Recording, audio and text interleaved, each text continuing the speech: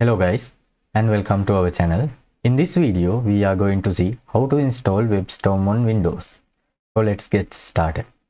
First open your favorite browser. In the search bar type WebStorm, download and press enter. In the search results click on this official JetBrains website. Then you will be redirected to this official JetBrains web page. In here click on accept all. Here you have to choose your operating system, Windows, Mac OS or Linux. In here we will proceed with the Windows option. If you are using ARM, you can go with this option. If not, simply click on this first option. Then you will be redirected to this page and download process will start. Here you can see the download process is happening. In here I am going to close this because I have already downloaded the WebStorm. And also I am going to close this browser. Here is the WebStorm setup I have already downloaded. Once your download is complete, simply double click on the downloaded file.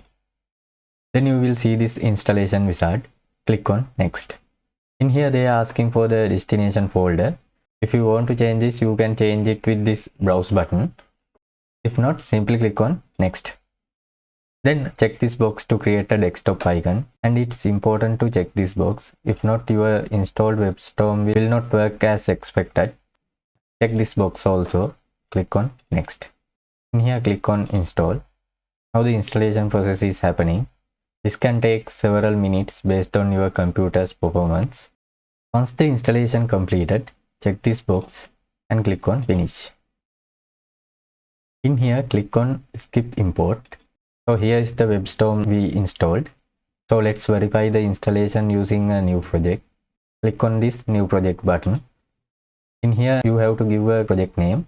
In here I am giving a project name as demo, and I am unchecking this box because we don't need a Git repository for this. In here you have to choose the language, JavaScript or TypeScript. In here let's proceed with the JavaScript and click on create.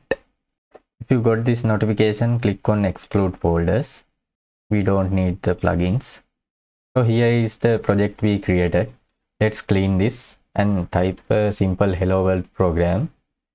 Console.log hello world. So let's run this file. So it's working. The hello world is printed on the terminal. So our WebStorm installation is successful. So this is the end of this video.